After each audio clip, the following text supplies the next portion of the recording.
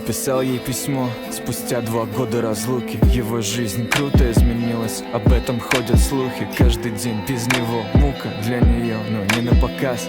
Днем улыбка, а ночью горькие слезы из глаз. В письме говорилось о свадьбе, как ни в чем не бывало, что ее видеть там все по-дружески будут рады. Ты придешь, я буду ждать, ты обязательно подумай. Конечно, приду на свадьбу своего лучшего друга. Он сразу вспомнил, что было.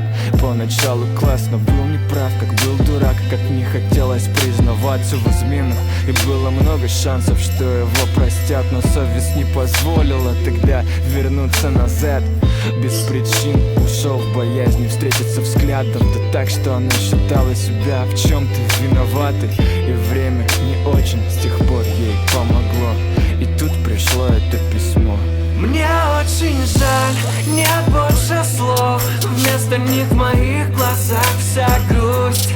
Как ты любить, я не готов. И этим погубить тебя боюсь. Чувства ушли, а следом и я. И твоего прощения не жду.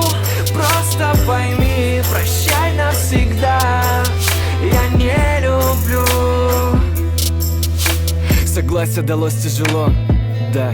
В глазах потемнело, ведь была надежда до последнего, что потеплеет. Музыка в уши, стены так душат, хочется очень выйти наружу. Больно понять окончательно, что никому не нужен копоть. Настал день свадьбы, у молодоженов приятное волнение.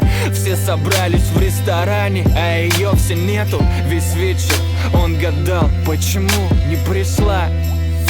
Я увидел в новостях с утра самоубийство в квартире на улице знакомой. Оставлена записка, там озвучен текст которой: будь счастлив, люби, детей расти. А я не могу так жить. Прости.